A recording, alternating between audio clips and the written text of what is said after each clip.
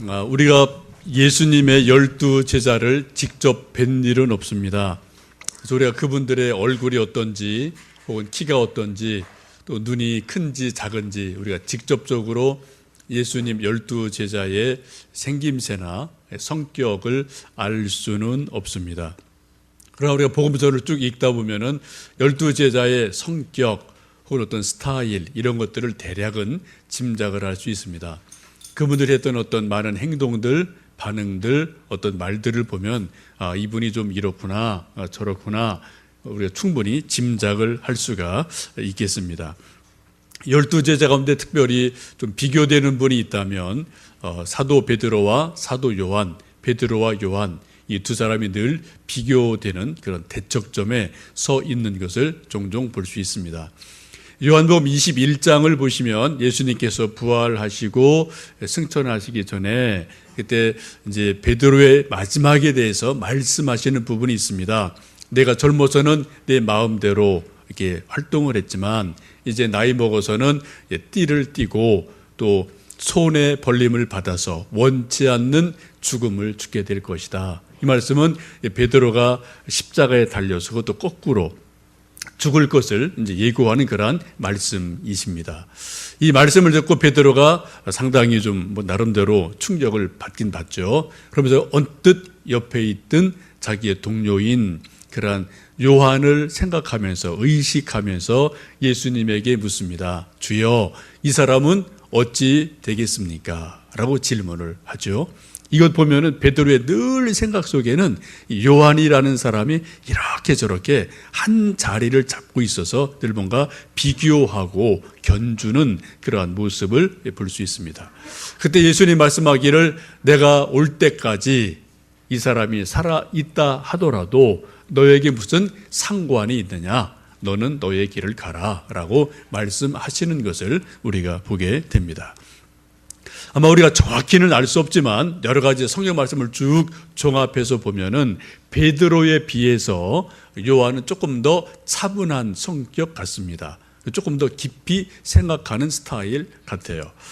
예수님께서 십자가상에서 마지막 유언처럼 사도 요한에게 부탁하신 것이 하나 있는데 모친 마리아를 부탁을 하시죠. 그리고 이제 나의 어머니가 너의 어머니다 라고 부탁하시면서 마리아의 그 노후를 당부하시게 되고 이 말씀을 들은 베드로가 마리아를 끝까지 잘 모셨다는 그런 전승이 있어서 에베소에 가면 그런 흔적들이 있음을 여러분 보신 적이 있으실 겁니다.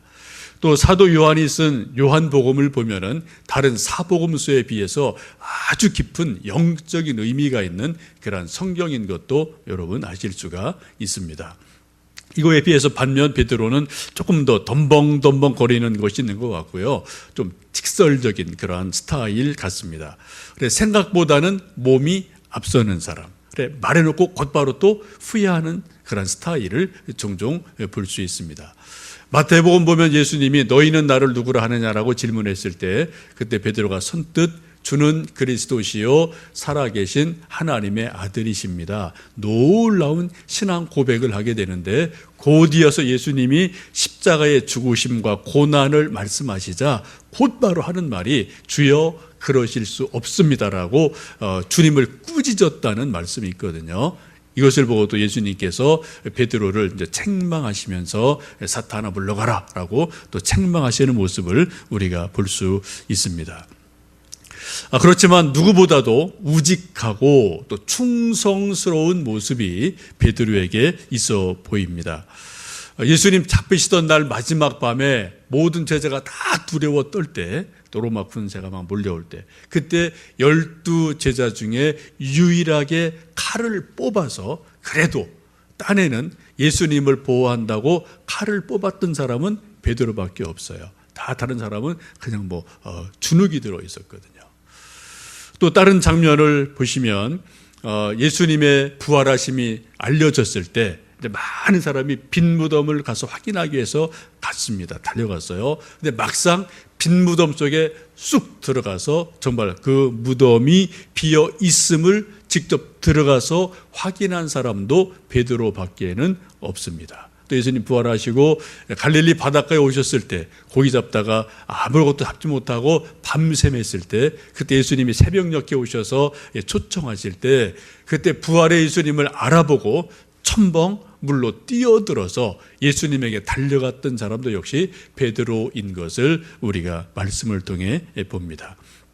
이것을 보면 베드로가 다른 사람과는 상당히 다른 어떤 그런 스타일이 있음을 볼 수가 있습니다. 우리가 베드로가 쓴 베드로 전서, 후서 혹은 사도행전에 나타난 여러 가지 말씀을 보면 이때 보여줬던 복음서에 보여줬던 베드로와는 사뭇 다른 훨씬 깊이가 있고 또 뭔가 새로워진 그런 베드로의 모습을 엿볼 수가 있습니다. 그 중에 하나가 우리 함께 읽으셨던 본문의 말씀입니다. 이 본문의 말씀은 사도행전에 나타난 사도 베드로의 첫 설교입니다. 우리가 지금 2장 36절부터 읽으셨는데 그 앞에 쭉 말씀을 보시면 2장 14절부터 긴 말씀이 이어지는데 그것은 베드로의 첫 설교이기도 합니다. 예수님의 부활을 간증하고 증언하는 강력한 설교를 지금 사도 베드로가 하고 있습니다. 쭉 설교를 하고 나서 마지막 베드로가 설교의 결론을 내린 것이 우리 함께 읽으셨던 36절 말씀입니다. 우리 함께 다시 한번 36절 말씀을 읽어보시겠습니다. 그런즉 이스라엘 온 집은 확실히 알지니 너희가 십자가에 못 박은 이 예수를 하나님이 주와 그리스도가 되게 하셨느니라 하니라. 많은 구약을 이용해서 쭉 설교를 도도하게 하던 그 베드로가 마지막 설교를 딱 마치면서 하는 결론이 무엇입니까? 바로 36절이에요. 그리고 하는 말씀이 이스라엘 온 집은 확실하게 알아야 된다라고 강조를 합니다. 뭐를요? 너희가 십자가에 못 박은 이 예수를 하나님이 살리셔서 주와 그리스도가 되게 하셨다라고 강조하고 있습니다. 이 말씀을 보시면 두 가지가 대조가 됩니다. 유대인들은 예수님을 십자가에 못 박아 죽였습니다. 그런데 하나님이 살리셨어요. 인간은 예수님을 거부하고 죽였습니다. 그런데 하나님은 그 예수님을 다시 살려내셨다라고 말씀을 합니다. 여기 두 가지가 아주 첨예하게 대립을 하고 있죠. 유대인, 인간은 예수님을 거부하고 죽였습니다. 그런데 하나님은 그 예수님을 다시 살리셨다라고 두 가지가 계속해서 대조를 하고 있습니다. 여러분, 이 세상에는 두 가지를 같이 공존합니다. 사람이 하는 일들이 있고요, 이뤄놓은 일들이 분명히 있고 또 하나님이 하신 일들이 분명하게 같이 있어요. 이 두 가지가 우리가 늘 사는 세상에는 공존을 합니다. 이 시간 우리가 이 자리에 있는 것은 모두 다 하나님을 믿기 때문에, 믿음의 사람이기 때문에 이 자리에 있습니다. 우리가 흔히 우리를 신앙인이다, 믿음의 사람이다 라고 말하는데, 여러분, 우리가 도대체 믿는다는 게 뭘 믿는 걸까요?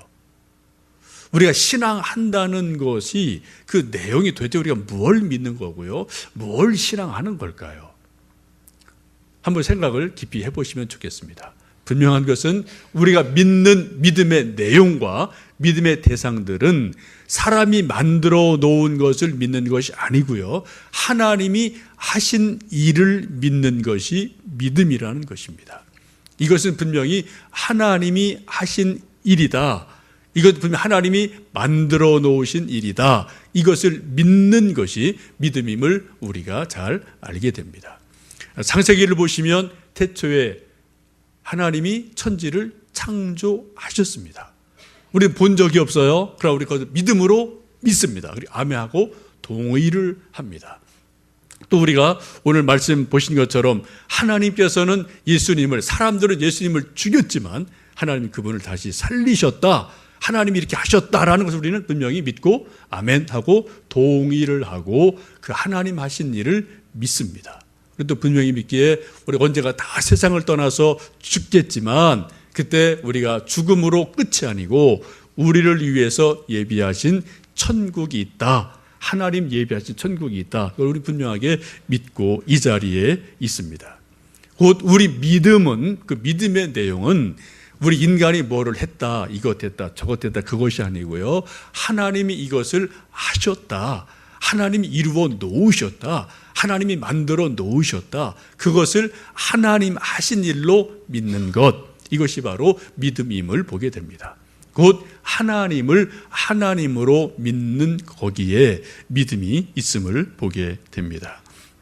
이 베드로 설교의 중요한 결론이 무엇입니까? 다시 반복되지만 유대인들은 예수님을 죽였습니다. 그런데 어떻게 해요? 하나님은 그 죽으신 예수님을 다시 살리셨어요. 이걸 믿는다는 겁니다. 그리고 그 하나님께서 죽은 예수님을 다시 살리심으로 인해서 예수님이 어떤 분이 되셨다고요? 주와 그리스도가 되게 하셨다라고 성경은 말씀하고 있습니다.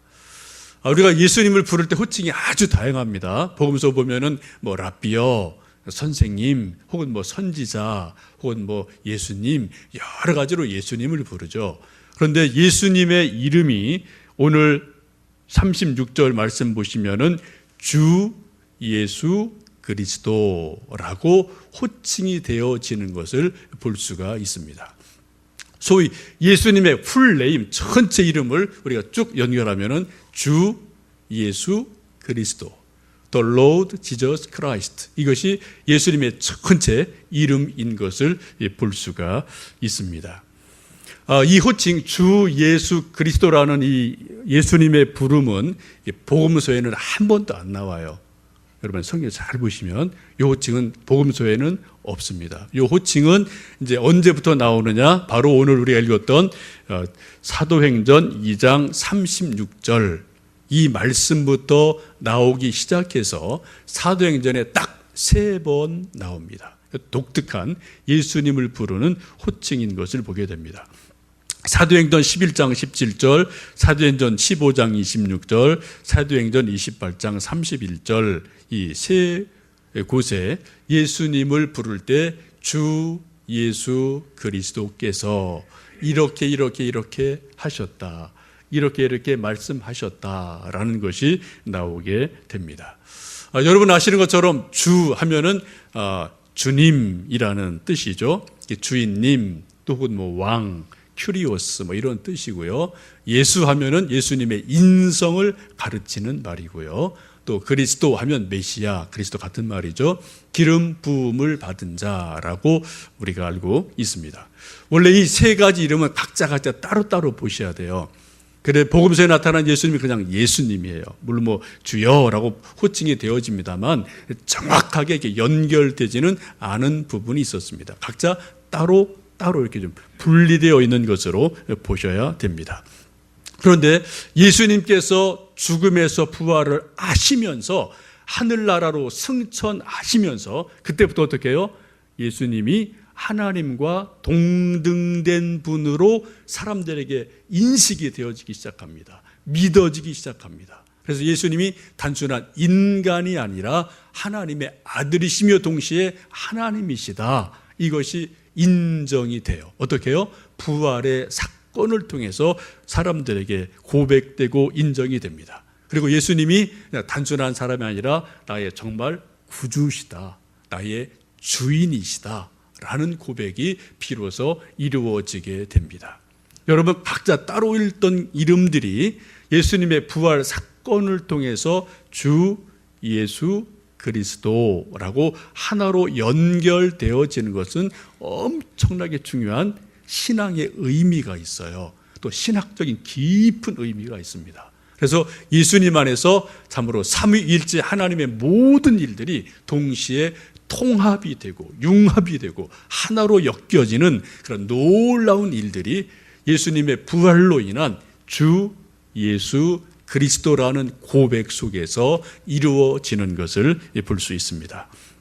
여러분 베드로의 부활을 통한 첫 설교의 결론이 뭐냐? 예수님은 단순한 예수님이 아니라 바로 주 예수 그리스도가 되셨다. 이것이 베드로의 설교의 마지막 결론이기도 합니다. 그러면서 하는 말이 우리가 이 일에 우리가 증인이다 라고 고백을 합니다.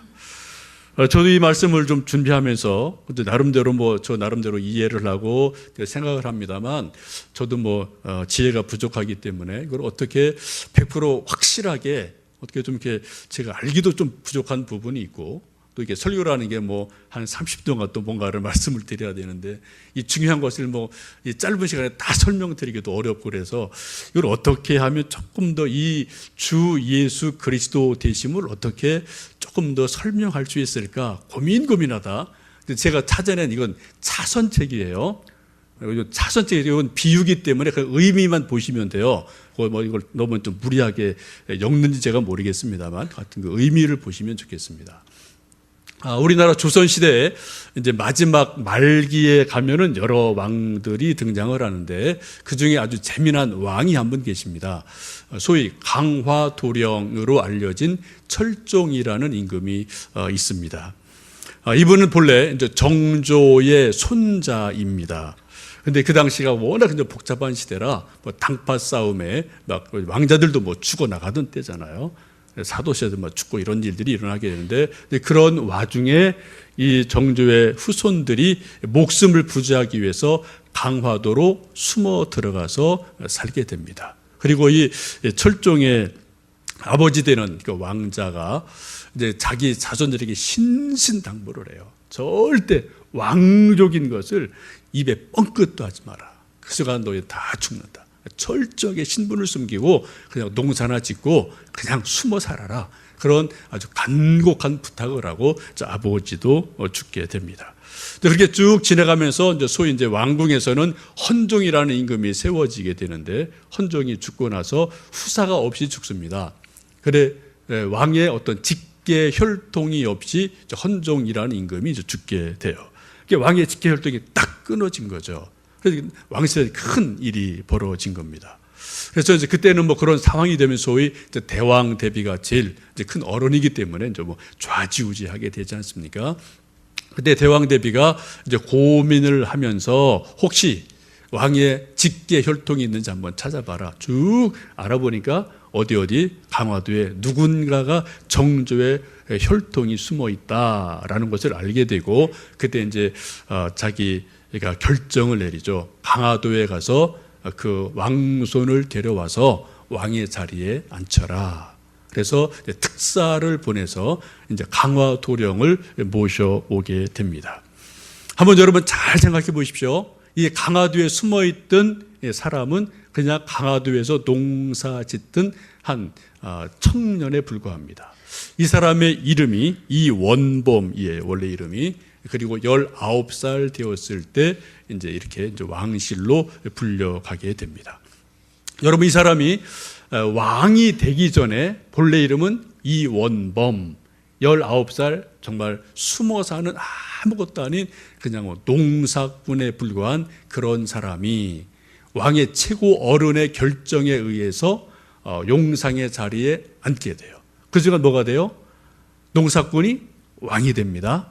그리고 뭐가 돼요? 전하가 되는 거예요. 모든 신하가 전하 부르면서 그 앞에 머리를 숙이는 이러한 일이 일어나게 됩니다. 이건 제가 좀 고민하다가 만들어낸 역사적인 사실 갖다 붙이는 거예요. 여러분, 예수님이 어떤 분이라고요? 예수님이 그냥 사람들 보기에 그냥 인간 예수로 알았어요. 그러나 예수님이 부활하심으로 주 예수 그리스도가 되셨다라고 성경은 말씀합니다.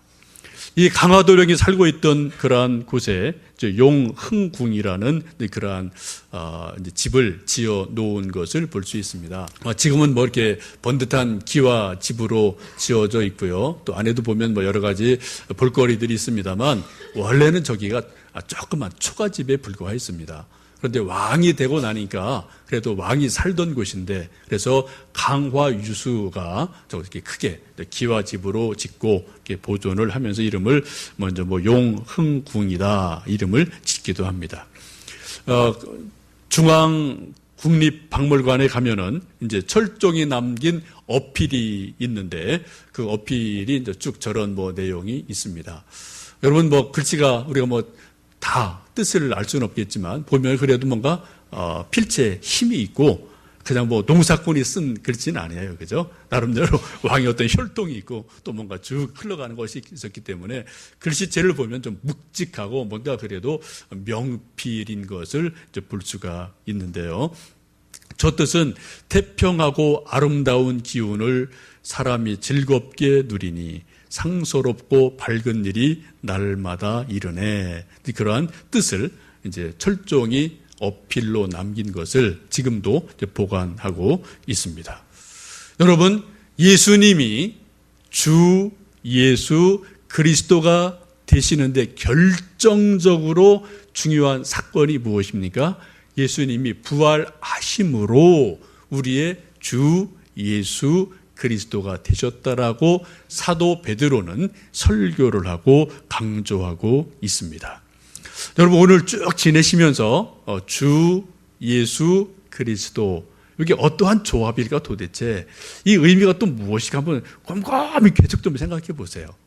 저도 제가 다 설명을 드릴 수 없어요. 여러분, 성경을 읽으시면서 주 예수 그리스도, 이렇게 예수님을 부를 때가 있는데 내가 어떠한 마음으로 주 예수 그리스도를 부르는지, 또 그 의미가 도대체 무엇인지, 그 깊은 의미들을 계속해서 묵상해 보시면 좋겠습니다. 이런 베드로의 강력한 설교를 듣고 그 주변에 있던 수많은 사람들이 도전을 받게 됩니다. 그리고 말씀에 있는 것처럼 이 말을 듣고 마음에 찔려 우리가 어찌할꼬 하며 회개하는 역사가 일어납니다. 설교를 들을 때는 반응이 상당하게 많은 것들이 나와요. 그냥 뭐 무덤덤할 때도 있고요. 뭐 좋다, 은혜가 됩니다, 그럴 때도 있고요. 또 어떤 때는 오늘 말씀처럼 마음의 찔림을 받을 때도 있어요. 여러분, 마음의 찔림 받는 것은 상당히 좋은 일입니다.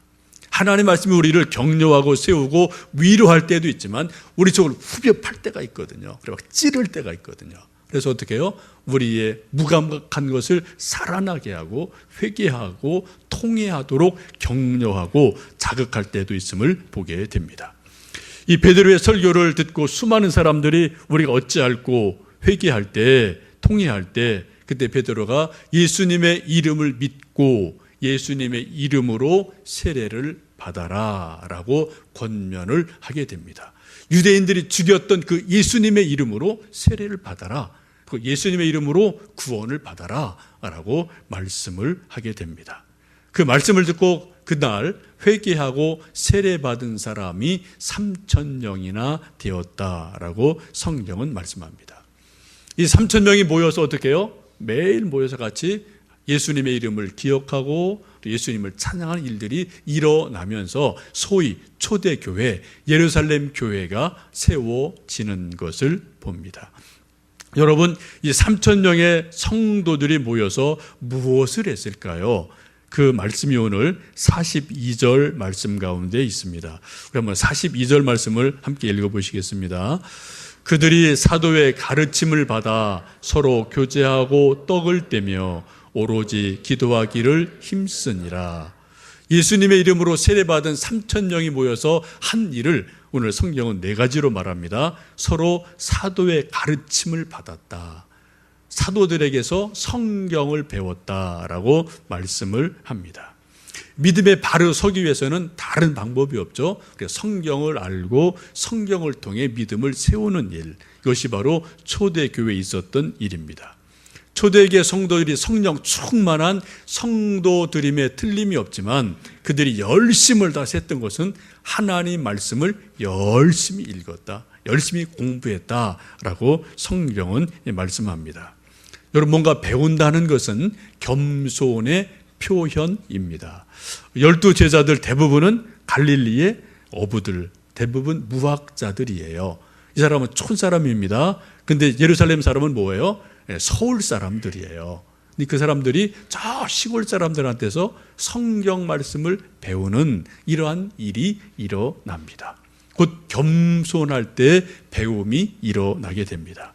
물은 낮은 데로 흘러가는 것처럼 하나님의 은혜는 겸손한 곳에 머물게 되어집니다. 두 번째는 서로 교제하고 떡을 뗐다. 서로 이제 조금 다른 거지만 같이 묶어도 못할 것 같아요. 그래서 서로가 성도의 교제를 이루었다라고 성경은 말씀합니다. 사람들이 사귐을 가질 수 있는 많은 방법 중에 하나가 서로 음식을 나누다 보면은 바로 좀 가까워지는 것 같습니다. 뭐 차를 마시든 커피를 마셔도 뭐 많은 대화들이 오고 가고 서로 친교의 기회가 많아지죠. 이 세상에 수많은 사람들이 있는데 특별히 우리가 어떤 몇몇 사람을 일컬어 우리 식구라는 말을 우리가 종종 할 때 있습니다. 식구가 뭡니까? 먹을 시기에 이제 입구자 아닙니까? 한 지붕 아래에서 한 솥밥을 먹는 사람이 식구예요. 이 식구는 아주 소수 몇 사람밖에 되지 않습니다. 아무리 뭐 인격이 훌륭하고 지식이 많아도 담 넘어 사는 사람은 내 식구 아니에요. 그 사람은 그냥 이웃 사촌에 불과합니다. 내 식구는 잘났든 못났든 요 한 솥밥 한 지붕 아래 살고 있는 혈육 몇 사람만 우리의 식구임을 우리가 알게 됩니다. 이걸 좀 영적으로 보면은 우리도 교인들도 쉽게 말씀드리면 영적인 식구다라고 이제 말씀을 드릴 수 있겠는데요. 우리가 함께 하나님의 말씀을 먹고 또 육신적으로는 한 솥밥을 한 지붕 아래서 먹고 있는 이런 일들로 인해서 우리가 한 교인이 되고 한 성도가 되어집니다. 우리 교회 뭐 정확한 것은 없지만 대략 보면 매주일 아이까지 한 80여 명 이렇게 좀 음식을 드시는 것 같은데요.